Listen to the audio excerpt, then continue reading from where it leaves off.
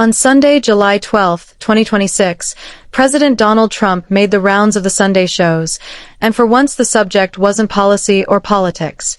It was grief. Speaking with NBC News Meet the Press, he described a phone call with Senator Lindsey Graham from the night before, a call that, he now understood, had come only hours before Graham's death. Trump told the network that other than sounding tired, Graham was fine. It's a small detail, but it's the kind that lodges itself in a person's memory. No warning, no goodbye, just an ordinary conversation that turned out to be the last one.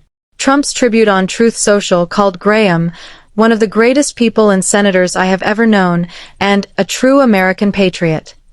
He ordered flags across the country lowered to half-staff through the evening of July 18th. In a separate interview with CNN, he again returned to that final phone call, telling the network he'd spoken with Graham shortly before he died.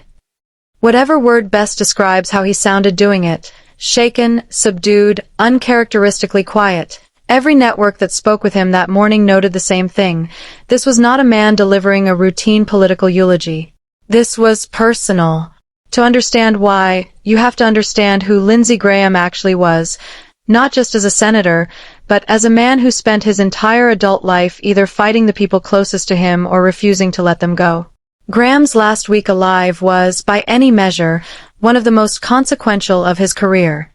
He traveled to Kyiv, meeting with Ukrainian President Volodymyr Zelensky on Friday, July 10th, his 10th wartime visit to the country since Russia's full-scale invasion began.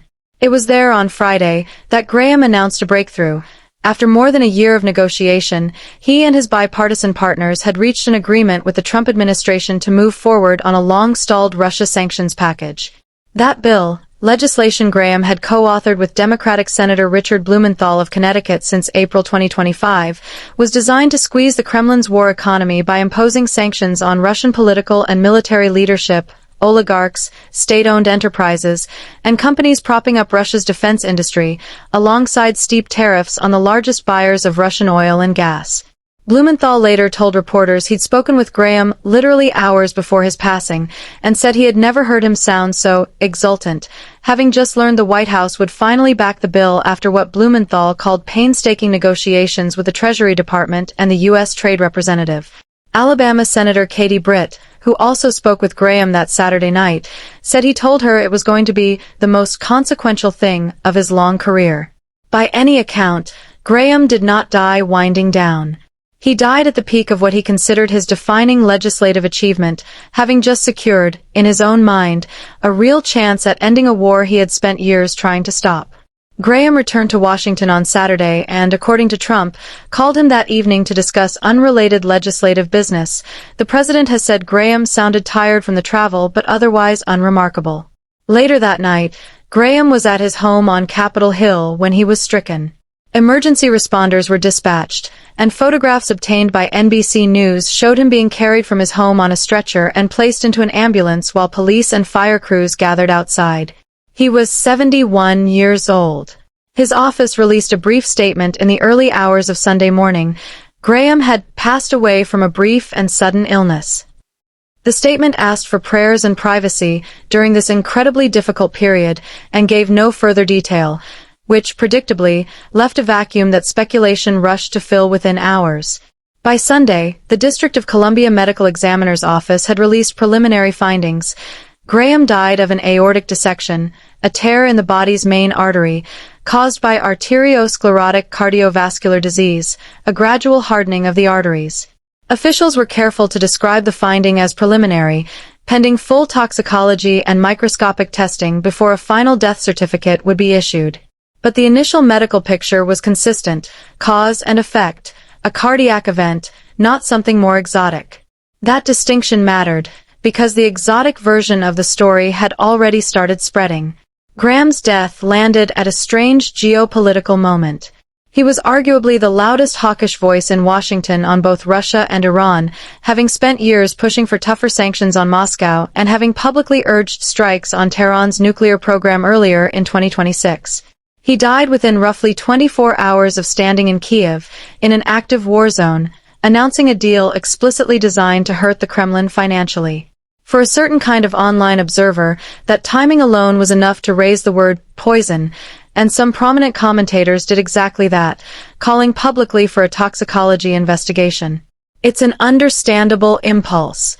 Graham had, after all, been the target of open threats in state media and hostile rhetoric out of both Moscow and Tehran in the months before his death, and both countries' state-aligned media reacted to his passing with open hostility rather than the customary diplomatic silence. But impulse isn't evidence, and the medical findings that actually came back, a cardiovascular event consistent with arteriosclerotic disease, the same category of illness that runs through Graham's own family history, did not support the theory. Graham's father died of a heart attack at 69. His mother died of cancer when Graham was 21. There was a documented, unglamorous, and far more plausible explanation sitting in his medical and family history well before anyone reached for a darker one. None of this makes the rumors surprising.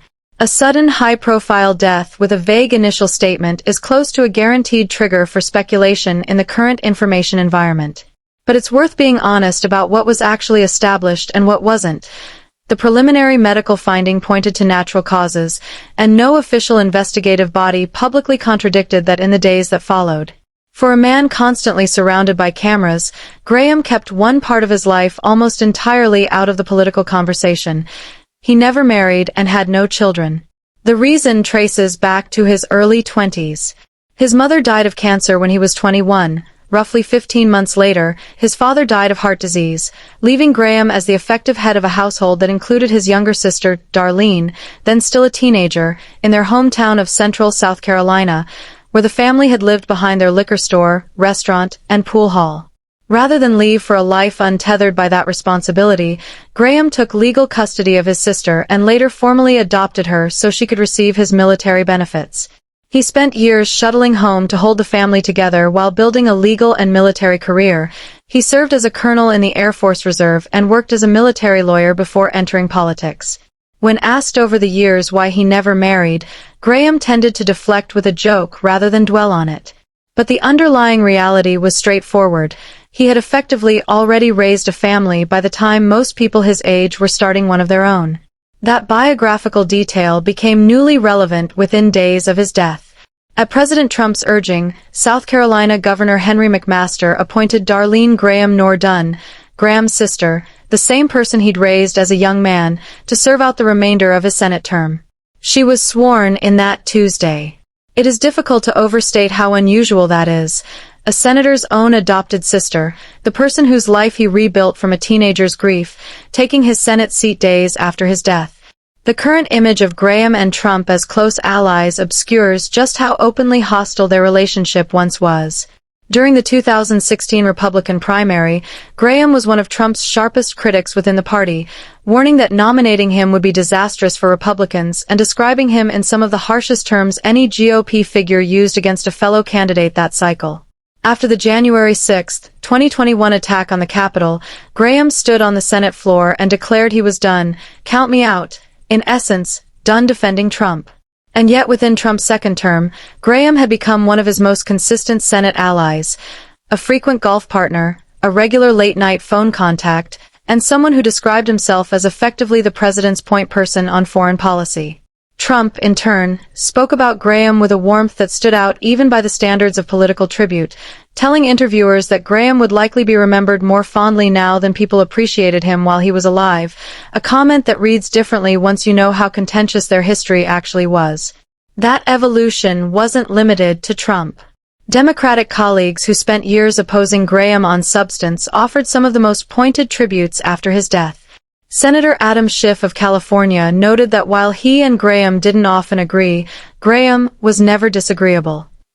Senator Mark Warner of Virginia said he never doubted Graham's commitment to the country despite their disagreements. On the Senate floor, Majority Leader John Thune reportedly fought back tears while colleagues reflected on Graham's influence, and Mississippi's Roger Wicker said there were no words to fully describe his impact on American foreign and domestic policy. Graham's talent, arguably his defining one, was being simultaneously one of the most partisan figures in the building and one of the most personally well-liked across the aisle. That Combination is rare in modern Washington, and it explains why his death produced grief that crossed party lines almost without exception, and why world leaders from Ukraine's Zelensky to Israel's Netanyahu to NATO's Mark Rutte issued personal statements rather than the standard boilerplate condolences reserved for a foreign ally's death. What makes Graham's death land differently than an ordinary political obituary is the timing of what he left unfinished. The sanctions legislation he'd spent more than a year negotiating, eventually introduced as the Sanctioning Russia Act of 2026, had cleared its final political hurdle with the White House just one day before his death. He genuinely believed, in his last public remarks in Kiev, that he'd found what he called a real path to ending the war. In the days after his death, that unfinished bill became something closer to a living memorial than ordinary legislation. Lawmakers on both sides pushed to fast-track it specifically as a tribute. Connecticut Democrat Blumenthal called finishing what Graham started the best way to honor him. South Carolina Republican Congressman Joe Wilson suggested it would be fitting to formally rename it the Lindsey Graham Sanctions Act. Senate Minority Leader Chuck Schumer urged immediate floor action. Senator Cory Booker noted, with evident emotion, that Graham had used some of his last breaths fighting for the bill's passage. The final version, released that following Tuesday, is a sweeping measure, more than 60 pages, roughly double the length of the original 2025 draft. It mandates sanctions on Putin himself, senior Russian officials, oligarchs, state-owned enterprises, and companies that support Russia's defense industry, along with tariffs on the largest remaining purchasers of Russian oil and gas, expected to include China and India. It represents, in Blumenthal's words, sledgehammer sanctions, and if it becomes law, it will do so carrying Graham's name and his final week of work as its most direct legacy. Graham had just won his Republican primary weeks before his death and was actively running for another term. He'd represented South Carolina in the Senate since 2003, making him only the third person to hold that seat in nearly 70 years. Governor McMaster, in announcing Graham's death, called him irreplaceable, adding, "We shall not see his likes again." It's the kind of line that could sound like standard political eulogy boilerplate from almost anyone else. From McMaster, describing a man who'd shaped South Carolina politics for over 2 decades, it read as closer to simple fact. What's left, in the end, is less a mystery than a coincidence that happened to be cruel in its timing. A 71-year-old man with a documented family history of cardiovascular disease, fresh off an exhausting overseas trip, collapsed from a cardiac event on the very night after the professional triumph of his career. The instinct to look for something more deliberate behind it, poison, foreign retaliation, a plot, is understandable given who Graham was and the enemies he'd made. But the evidence that actually surfaced pointed the other way, toward biology rather than conspiracy. What Trump kept returning to on that Sunday morning wasn't a theory. It was the plain, unglamorous fact that a man he'd once called a bigot and later called family had sounded completely normal on the phone a few hours before he simply wasn't there anymore.